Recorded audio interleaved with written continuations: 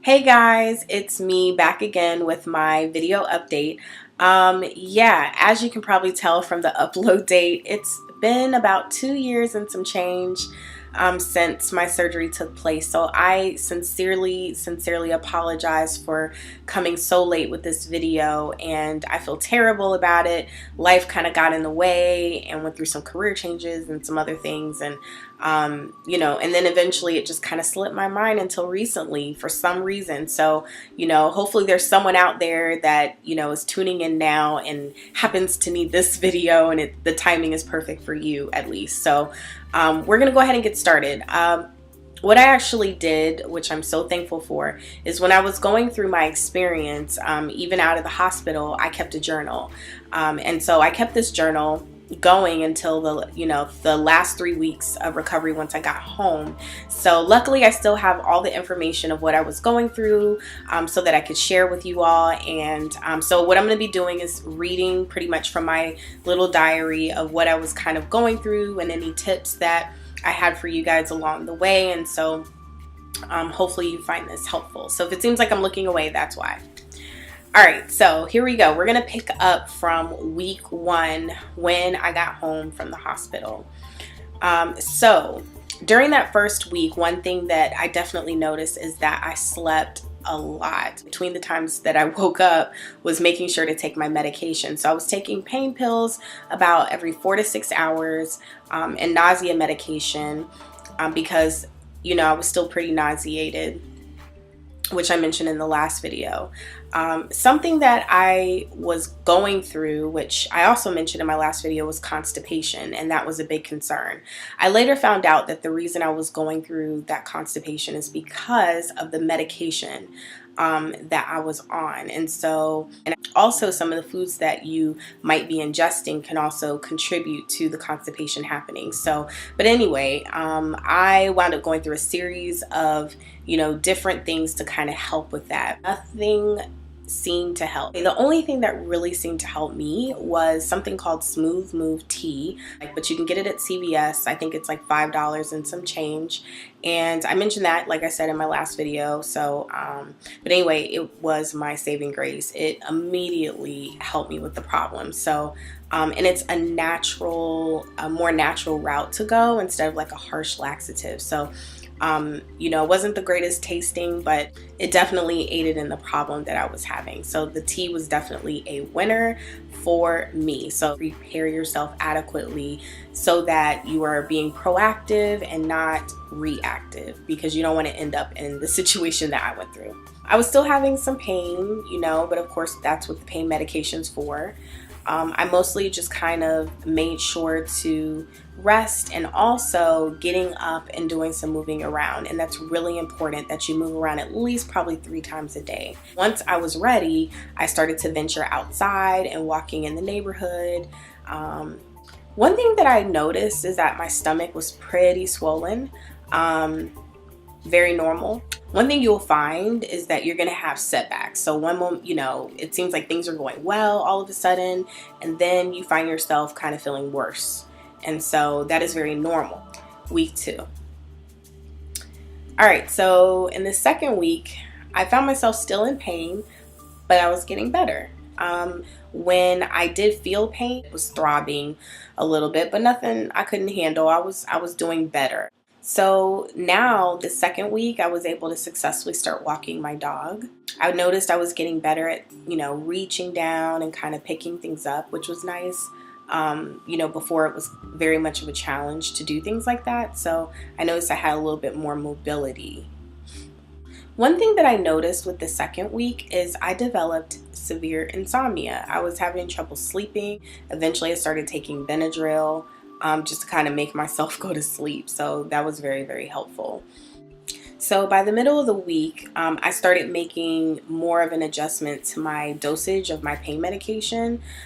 So what I did was I dropped my dosage of the pain medication to 1 pill in the morning and 1 at night. And this is the oxycodone that I'm talking about. And then what I would do is take a Motrin with each of those dosages. To make sure that, I was still getting the medication that I needed in my system, but also I was kind of weaning myself even more off of the oxydicone. All right, so at the end of the week, I drove myself to my 2-week checkup. And this was a great success for me because I was finally feeling a little more independent and I was able to get out the house and I was all on my own. So I would suggest, give yourself that little small success and drive yourself to your appointment if you feel that's something that you can handle. You still have to, of course, be very, very careful. Use caution when getting in and out of the car. Also, this is very, very important. You cannot drive on oxydicone, or it's not recommended rather. So what I did was I took my last dosage, pretty earlier than maybe normal the night before. And then that morning of my doctor's appointment, I just took 2 Motrin instead of an oxydicone and Motrin. So that way it wasn't impacting my driving. And that worked really well. Just make sure that, if you do get yourself out the house on your own, that you don't overdo it, because you don't want to feel like, again, you're taking, many steps forward just to kind of go backward. So that's no fun. Week 3. So on the 5th day into about the 3rd week, I completely stopped taking the oxydicone. I just switched over to Motrin. I did have pain a little bit, but it was definitely bearable and I felt ready. By the way, when I say Motrin, I mean prescription Motrin. It's a stronger dosage. I was taking it about 3 times a day. I was still having some insomnia, but not taking naps that much anymore. I was getting more comfortable walking the dog this week, walking up and down the stairs. I decided that at the end of my 3rd week, I wanted to go back home. So, my parents were very nervous about that, but I felt ready, and, I definitely think that was a good decision, and I did okay. Something else that I was still having trouble with was sitting in chairs, which may sound bizarre, but it just felt uncomfortable to sit, completely upright. So it definitely took a while to build up to that as well. But, I eventually, got past that, obviously. And so that's the end of my journal. And so that was pretty much up to the 4th week. I didn't end up going back to work until, I want to say, the 8th week. So I didn't want to rush it, and I just didn't feel like I was ready. But I want to say it was the 8th week when I finally went back to work. However, I was not ready to do full days. So I did have to go back to my doctor and kind of share that with them. And so that actually worked out very, very well for me, because at the end of that half day, I was done. Like, I needed to go home. That worked out well for me. It might be a different experience for you. Everyone's body is different. Some people may go back to work at 6 weeks and be fine, so you can't compare yourself necessarily to the next person, so you just have to do what's right for you. But that works for me. So I work with kids, little kids, so I just wasn't ready. But if you have like an office job where you're just kind of sitting at a desk all day long, you might be all right. So everyone's situation is different, but yeah.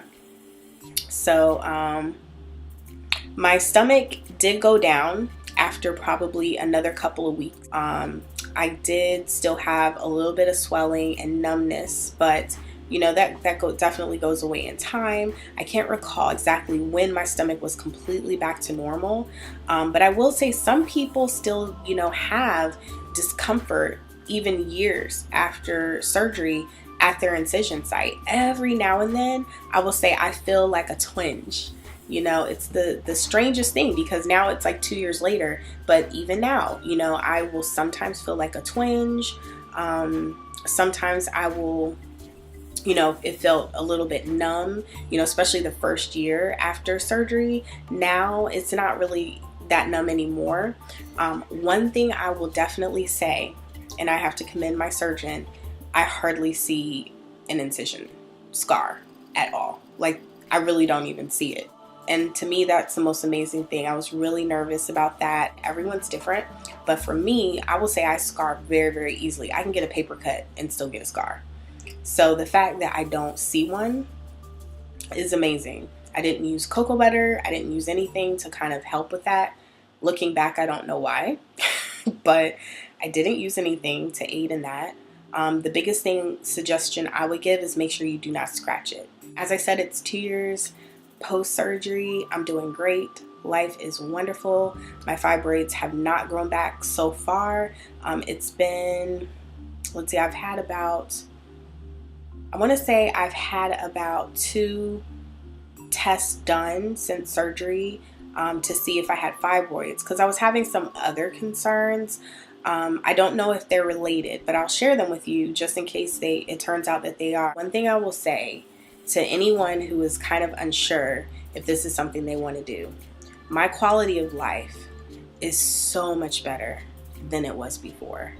As much pain as I experienced, throughout the process of healing, the moment I was in the hospital after surgery, even though I was in pain, I felt so much better. How does that make any sense? I don't know. But I felt so much better. Like, I instantly felt like my quality of life went up, because the amount of pain that I was having prior to my surgery, it still did not compare. It still did not compare, because it got so bad. I don't know if you saw my other videos, but I ended up with 13 fibroids. So the pain got so unbearable that I was miserable. And so I have absolutely no regrets about the surgery. Like I said, I've had 2 tests since surgery, and so far no fibroids anymore. So to any of you who might be nervous about this process or questioning if it's something that they want to do, let me tell you, like I said, I have no regrets. I am so happy. Like I said, I don't have a scar hardly left behind. I've just been going on with my life.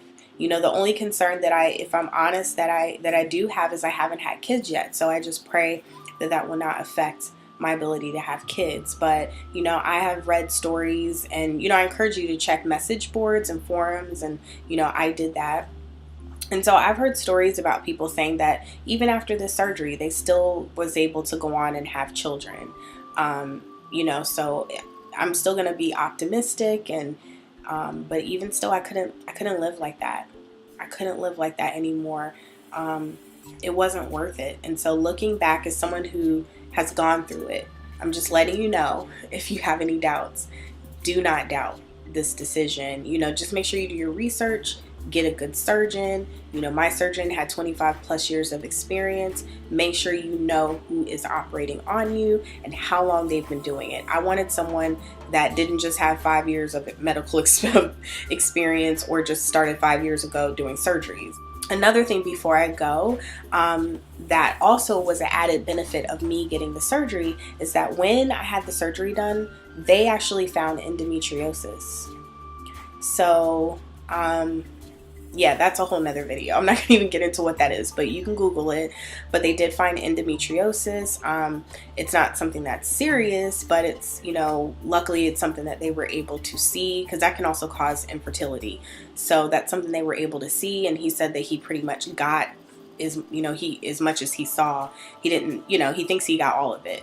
So, that was something that was a result of the surgery. So by them getting in there, they were able to catch that. And so sometimes fibroids can be, can run hand in hand with things like with endometriosis. So I'm really glad that they were able to really get in there and do the myomectomy and find it. So life is good. I'm happy. If you have any questions, any concerns, I will be monitoring my comment section now. So I'm sorry for anyone who's watching this after the fact, because I saw that there were some questions in my, in some other videos. So I will be paying attention now. So if you have any questions, please leave them in the comment section below. And I wish you all the best if you are getting ready to undergo a surgery or considering undergoing a surgery. I definitely wish you all the best. And I hope that in some way that these videos have been helpful to you, because at the time of my surgery, there wasn't a lot of them out there. So that's why I felt it was important that I get this information out. So I hope you enjoyed, and take care. Good luck.